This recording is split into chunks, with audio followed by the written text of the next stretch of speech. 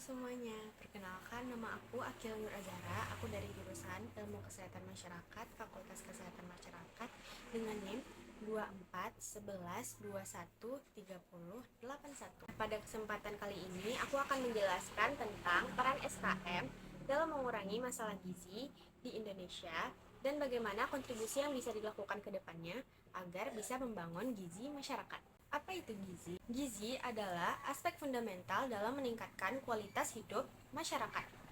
Namun, adanya masalah kesehatan terhadap gizi seperti wasting, anemia, stunting menjadi tantangan utama di negara berkembang seperti Indonesia. Itu Kenapa sering memasak? sering Sering. iya.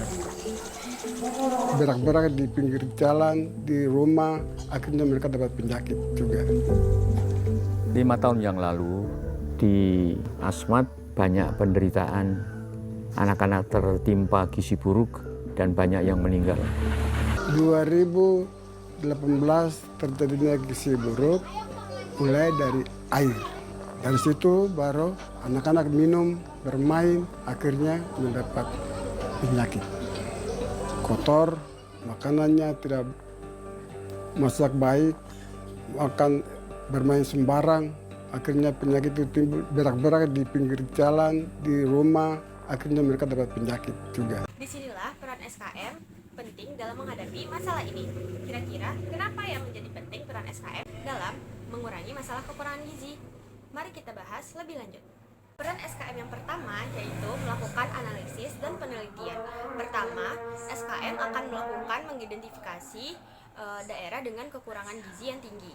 Kemudian bisa ditentukan faktor risikonya seperti kekurangan akses pangan, pola asuh anak, atau sanitasi lingkungan. Nah, yang kedua, peran SKM di sini adalah edukasi dan promosi kesehatan.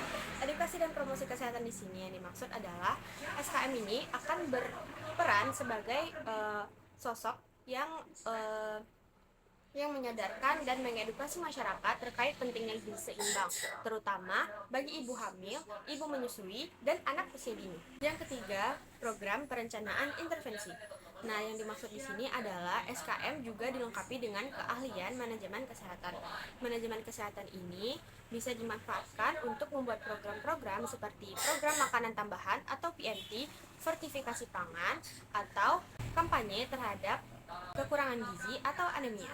Peran SKM terakhir adalah peran dalam advokasi kebijakan. Nantinya SKM akan mendorong pemerintah untuk melakukan atau menetapkan kebijakan berbasis bukti seperti penyediaan subsidi pangan bergizi atau peningkatan akses layanan kesehatan. Lalu, apa kontribusi yang bisa dilakukan SKM ke depannya untuk pembangunan gizi? Pertama adalah penguatan sistem kesehatan. Para SKM bisa melakukan kerjasama dengan pihak terkait untuk membangun gizi kurang seperti penyediaan pangan yang layak, akses kesehatan, dan sanitasi yang layak. Kedua adalah pembangunan berkelanjutan. Apa sih maksudnya? Pembangunan berkelanjutan ini maksudnya adalah gizi ini akan berguna untuk pembangunan dalam kualitas kerja dan kualitas belajar. Nah, pembangunan berkelanjutan ini juga berperan untuk kualitas ekonomi dan sosial. Peningkatan kualitas yang dimaksud adalah produktivitas dalam bekerja lebih meningkat, dalam belajar juga lebih meningkat, serta ekonomi dan sosial juga berjalan lebih optimal. Yang terakhir, peran dalam pengelolaan krisis gizi. Dalam situasi darurat, SKM juga berperan vital dalam melakukan pendistribusian pangan yang layak kepada masyarakat terdampak.